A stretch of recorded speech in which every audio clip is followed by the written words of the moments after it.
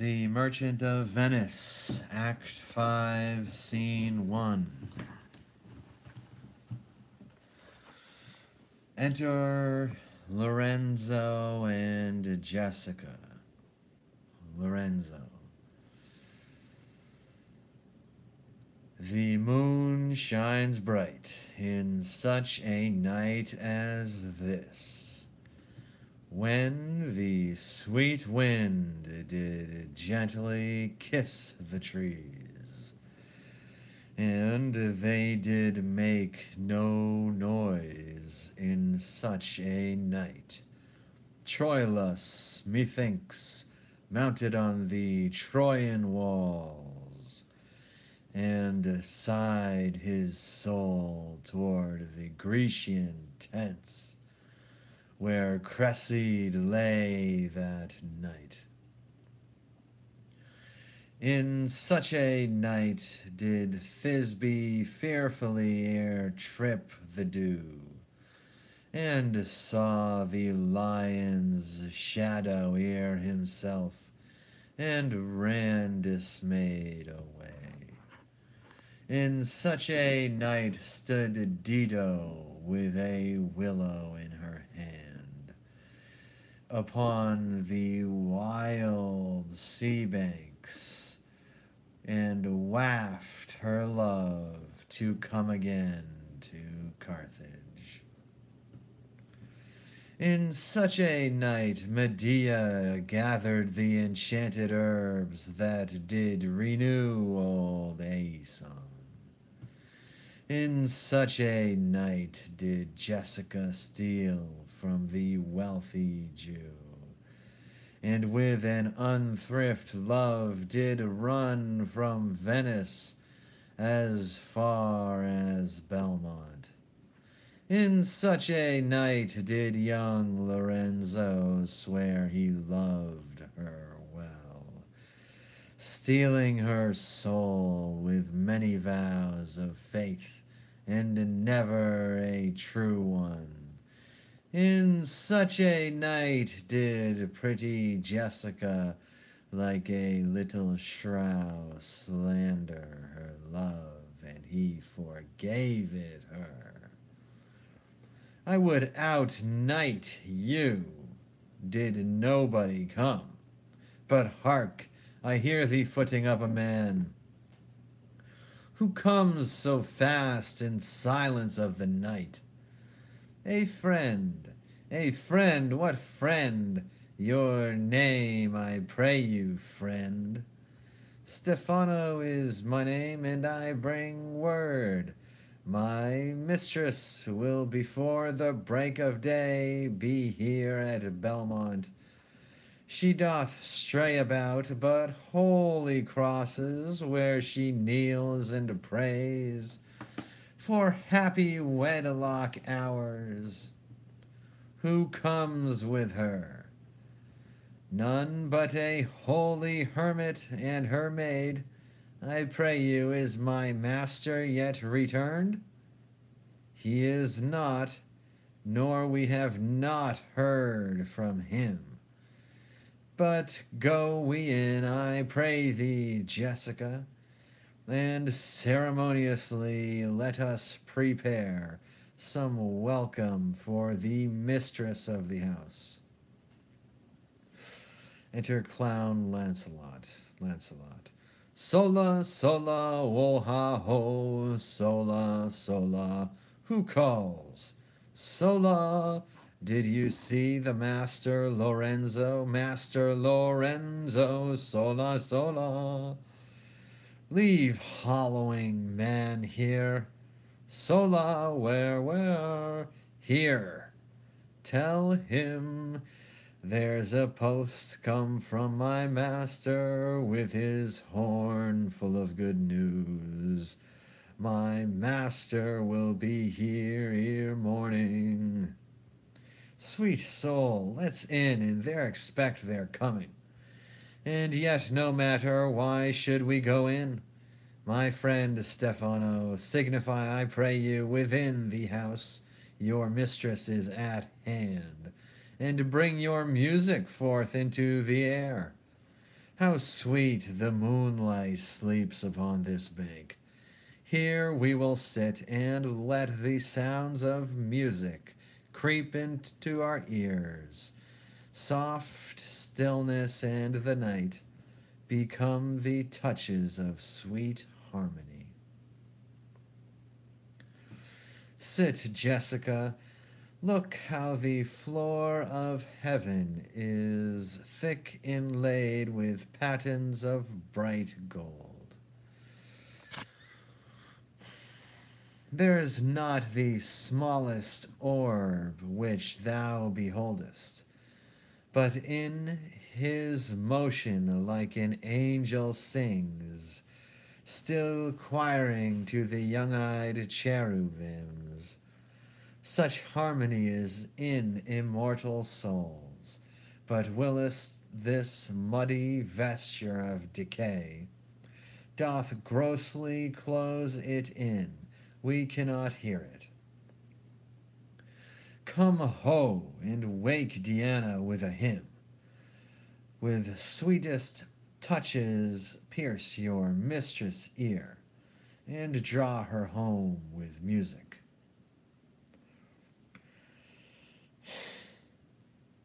I am never merry when I hear sweet music.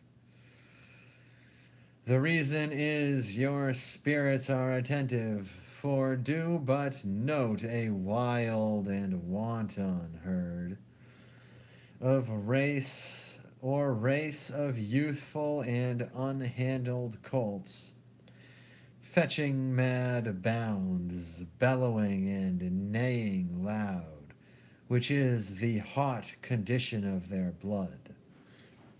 If they but hear perchance a trumpet sound, or any air of music touch their ears, you shall perceive them make a mutual stand, their savage eyes turned to a modest gaze. By the sweet power of music, therefore, the poet did feign that Orpheus drew trees, stones, and floods, since not so stockish, hard, and full of rage. But music for the time doth change his nature. The man hath no music in himself, nor is not moved with concord of sweet sounds, is fit for treasons, stratagems, and spoils. The motions of his spirit are dull as night, and his affections dark as Erebus. Let no man be trusted. Mark the music. That light we see is burning in my hall. How far that little candle throws his beams. So shines a good deed in a naughty world. When the moon shone, we did not see the candle. So doth the greater glory dim the less. A substitute shines brightly as a king, until a king be by, and then his state empties itself, as doth an inland brook into the main of waters. Music, hark! It is your music, madame, of the house. Nothing is good, I see, without respect. Methinks it sounds much sweeter than by day. Silence bestows that virtue on it, madame. The crow doth sing as sweetly as the lark when neither is attended.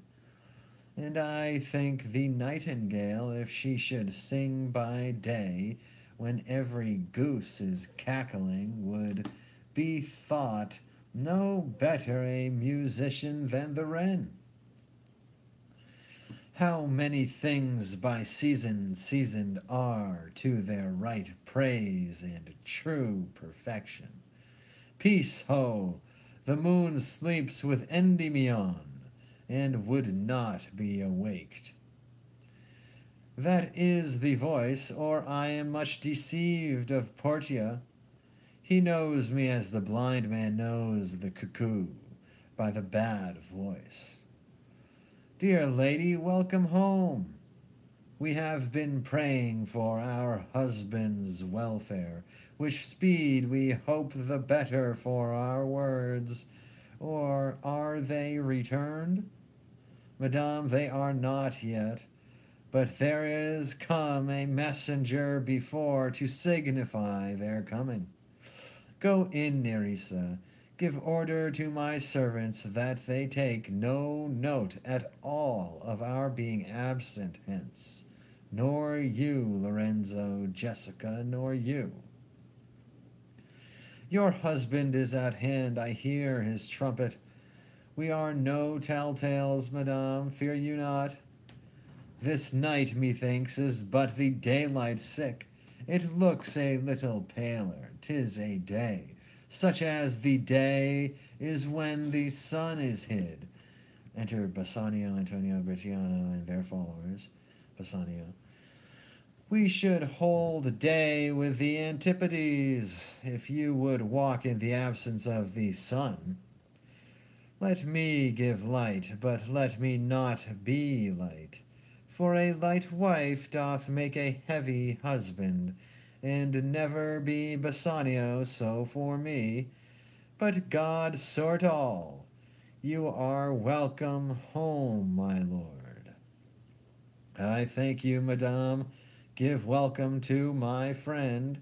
This is the man, this is Antonio, to whom I am so infinitely bound. You should in all sense be much bound to him, for as I hear he was much bound for you, no more than I am well acquitted of. Sir, you are very welcome to our house. It must appear in other ways than words, therefore I scant this breathing courtesy. By yonder moon, I swear you do me wrong.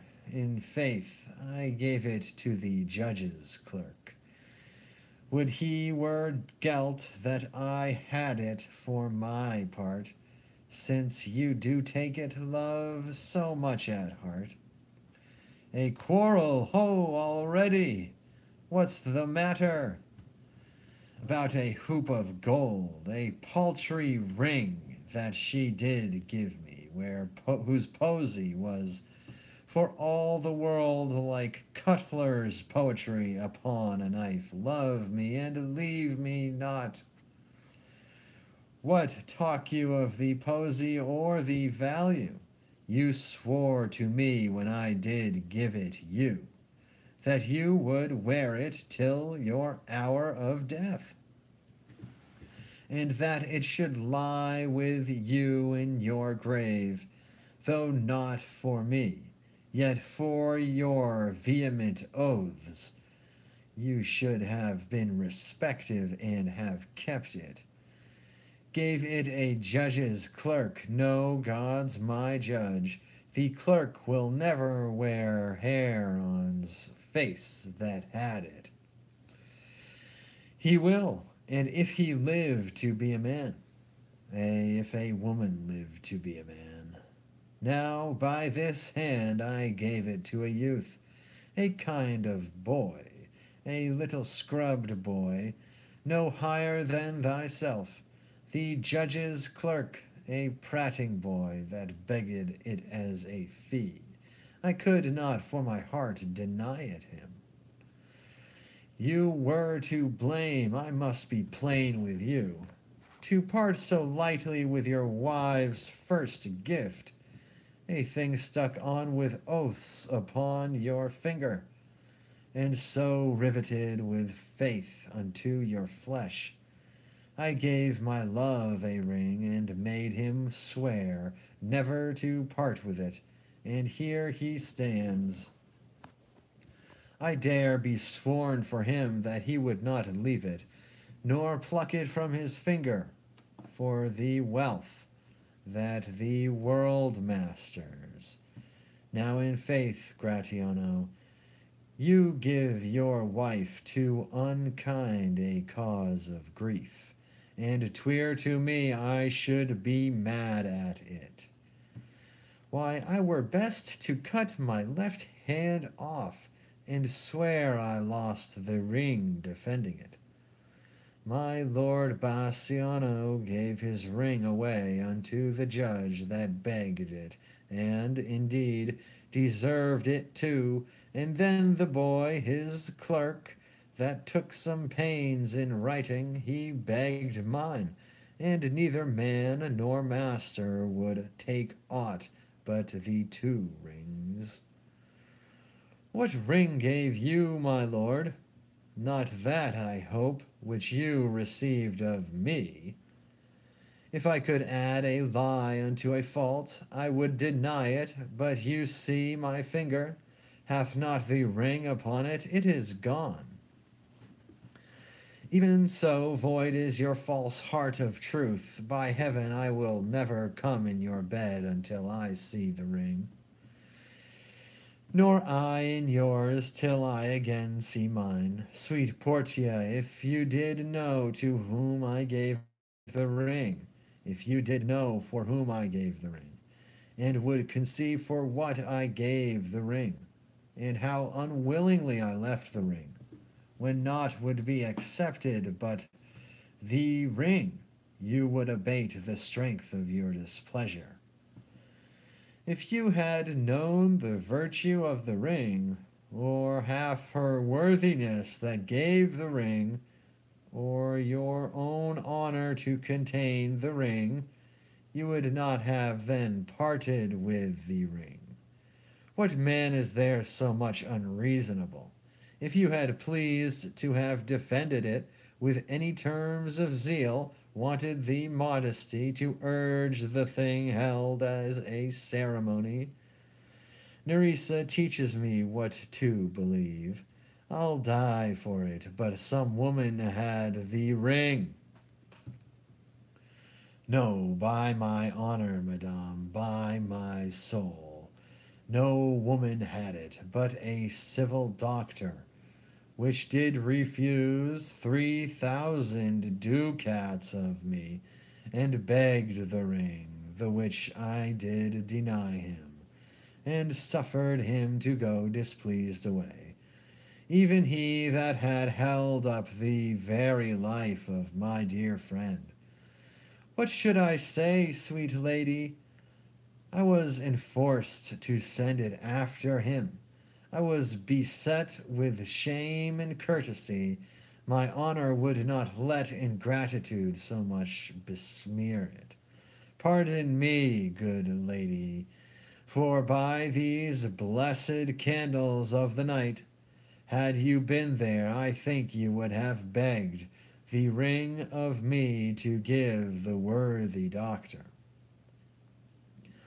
Let not that doctor ever come near my house, since he hath got the jewel that I loved, and that which you did swear to keep for me. I will become as liberal as you. I'll not deny him anything I have, no, not my body, nor my husband's bed. Know him I shall, I am well sure of it. Lie not a night from home. Watch me like Argus. If you do not, if I be left alone, now by my honor, which is yet mine own, I'll have the doctor for my bedfellow. And I, his clerk, therefore be well advised how you do leave me to mine own protection.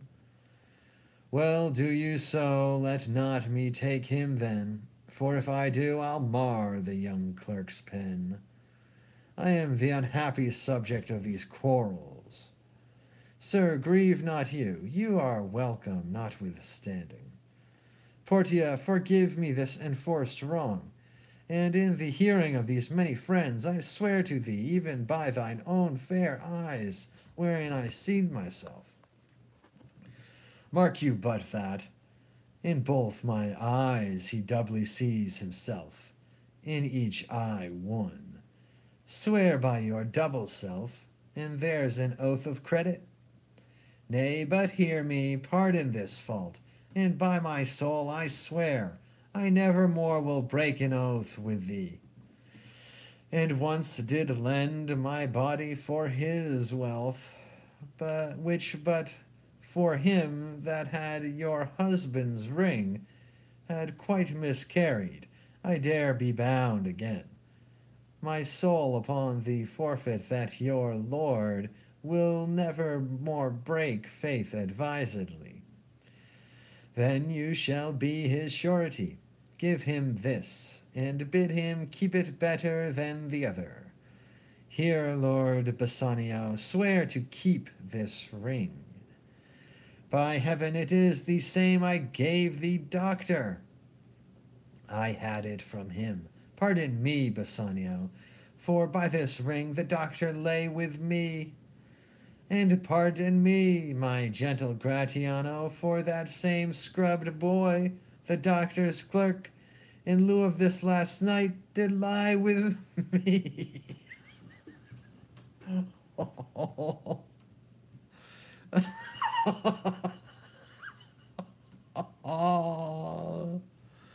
Oh. Oh.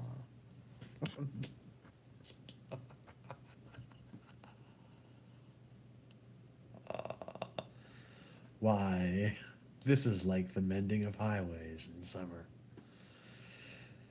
where the ways are fair enough. What are we cuckolds ere we have deserved it? Speak not so grossly. You are all amazed. Here is a letter. Read it at your leisure. It comes from Padua, from Bellario. There you shall find that Portia was the doctor, Nerissa there her clerk. Lorenzo here shall witness I set forth as soon as you, and even but now returned I have not yet entered my house. Antonio, you are welcome, and I have better news in store for you than you expect. Unseal this letter soon. There you shall find 3 of your argosies are richly come to harbor suddenly. You shall not know by what strange accident I chanced on this letter. I am dumb. Were you the doctor, and I knew you not? Were you the clerk that is to make me cuckold? But the clerk that never means to do it, unless he live until he be a man. Sweet doctor, you shall be my bedfellow. When I am absent, then lie with my wife. Sweet lady, you have given me life and a living. For here I read for certain that my ships are safely come to road. How now, Lorenzo, my clerk hath some good comforts too for you. And I'll give them him without a fee. There do I give to you, Jessica, from the rich Jew, a special deed of gift after his death of all he dies possessed of. Fair ladies, you drop manna in the way of starved people. It is almost morning, and yet I am sure you're not satisfied of these events at full.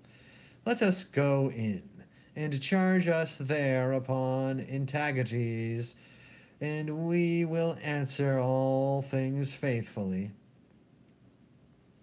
Let it be so. The first interrogatory that my Nerissa shall be sworn on is whether till the next night she had rather stay or go to bed now, being 2 hours today. But were the day come, I should wish it dark, till I were couching with the doctor's clerk. Well, while I live, I'll fear no other thing so sore as keeping safe Nerissa's ring. And that is the end of The Merchant of Venice with a little graphic at the end. Praise God, Jah Rastafari, the Most High. So there it is. There's Portia and maybe the Doctor or Lorenzo.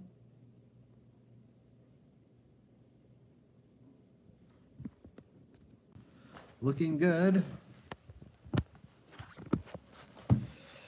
Until next time.